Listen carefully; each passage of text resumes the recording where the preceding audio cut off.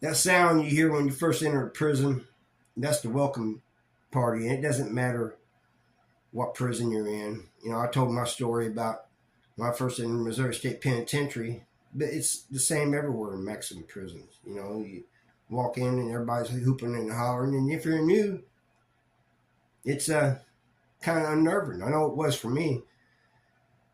We got 5 things to talk about here, and the one is just the overwhelming because you don't know anybody. You don't know anything if you're new.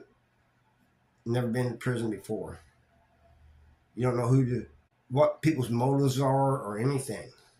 It's just a sensory overload, I guess you could call it. And it's, it's I can't describe it. It's just everybody's hollering, cat calling and stuff. Now, all these that are whistling and cat calling and calling you new fish and all this, some of them are actually might be predators, but some of them are doing it just for fun. They like the idea of scaring the new guy. Most of the old heads won't do that. They won't get involved in that. They'll just stay quiet and back, see how you're going to react. Then you got the showers. I know some new guys. I seen them when it didn't matter what prison I was in. The new guys coming in, if they were scared, a lot of times they was afraid to take a shower. And finally they'll tell you have to tell them, man, you got to get in that shower. But you're in a shower, everybody can see you. Let me tell you something. Most people ain't paying attention to you. Shower. Might be a creep here and there, but most people are going about their business, playing spades. They're on the phone. They're doing different things. They ain't shower gazing. People don't. People really don't do that. In Missouri prisons, in the modern prisons, only one person can fit in the shower, and that's just barely. I mean, I've hit my elbows trying to turn around. They got these shower stalls.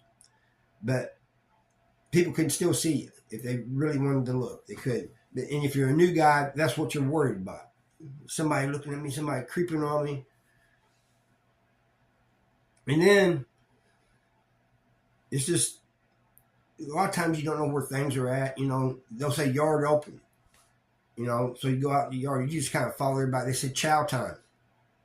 You may not know where the chow hall's at. So you just follow everybody. That's what I did. I just followed everybody else. But you don't know these things. And then you might be in a prison that was like the one I was in, where you got to be careful where you sit. You just don't sit down. You got to, I sat on not only somebody else's seat, I sat on the wrong side. It was divided back then, blacks on one side and whites on another. But I think the fourth thing it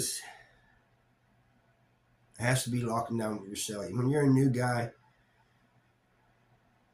here's what you got to consider. You don't know who you're getting in as a cellie. It could be a nice guy that went old head or something that want to show you the ropes. Want to tell you about prison, kind of help you along, or it could be just somebody that just wants, it's unstable. I've had a few of those after I've been there for a while. It could be somebody it could be Bubba.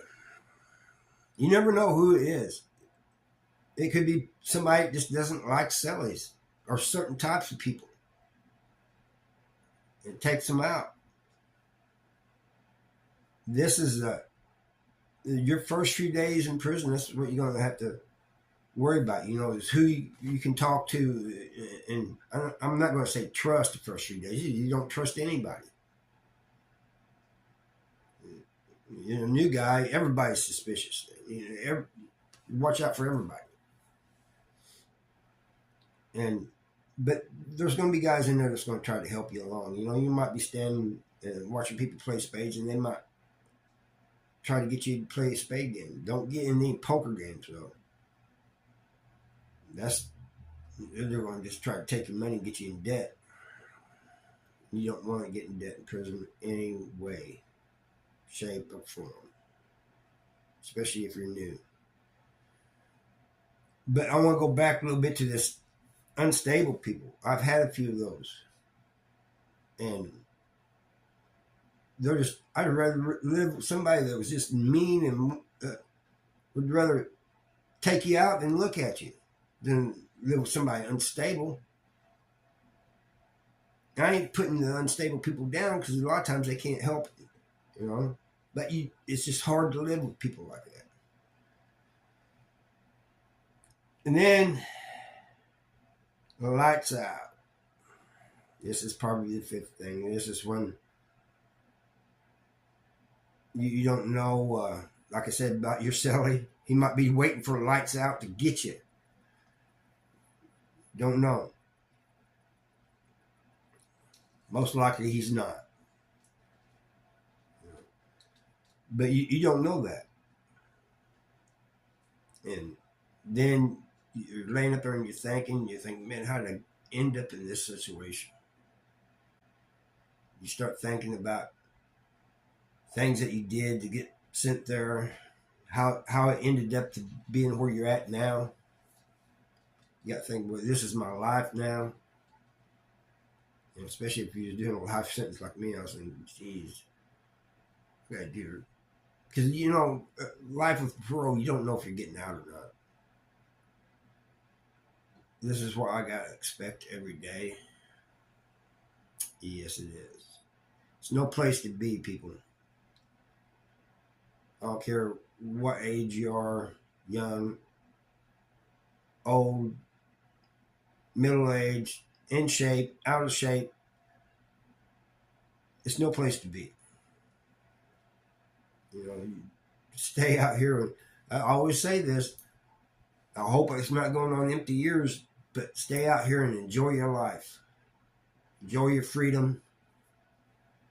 And make smart choices. Don't make choices that end you up in prison and where you're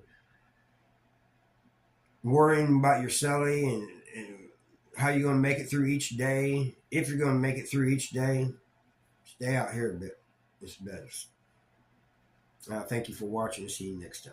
The walls keep out the sunlight, chains on my soul every night. I can't bear the shame, I'm a number, not a name.